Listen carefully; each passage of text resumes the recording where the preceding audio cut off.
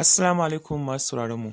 A yau za mu tattauna a kan dalilin da ya sa Nura M Inuwa bai fitar da sabbin albums ɗinsa ba na 2021 da wani shahararren masoyinsa. Da farko za mu so ka gabatarwa da masu sauraro sunanka. Assalamu alaikum wa rahmatullahi ta'ala wa barakatu. Masu sauraro ni dai sunana Muhammad Sani Ɗandago. Shin me kake tunanin abin da ya sa Nura M Inuwa bai fitar da sabbin albums ɗinsa ba kamar yadda ya alkawari a wancan watan da ya wuce?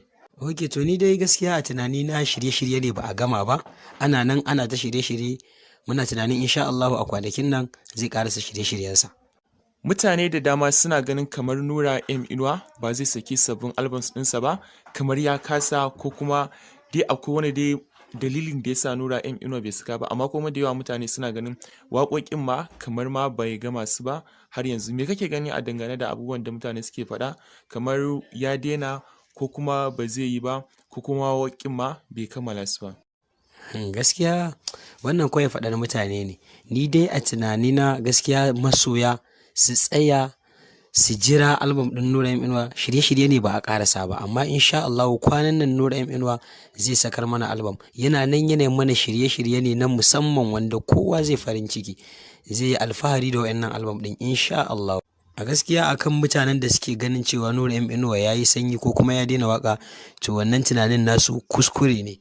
Nura M Inuwa har yanzu yana nan da baiwarsa fiye da ta dama sanin da aka yi masa. To M Sani, yanzu wanne irin albishir za ka yi wa masu sauraron mu domin su ƙara kwantar da hankalinsu akan wannan sabbin albums ɗin? A gaskiya ni dai abin da zan faɗa wa masoya shine su ɗan ƙara haƙuri. Muka jira shekara 2 ta wuce, sai wasu abin da ya zo ƙarshe shine ba za mu ƙara haƙuri ba.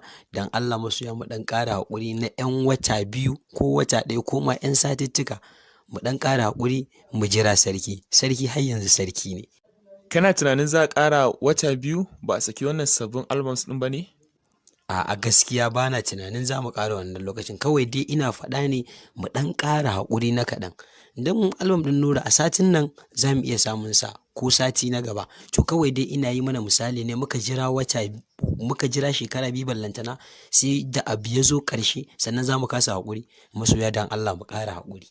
To masu sauraro, kun je yadda tattauna mu ta kasance da Muhammad Sani Ɗandago.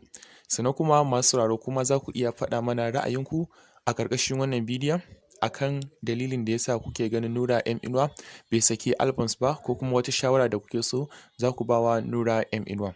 Mun gode sosai masu sauraron mu, Allah ya taimaka. Sannan kuma kada ku manta ku mana subscribe ga wanda ba su ba, sannan kuma ku yi share domin taimaka mana a koda yaushe.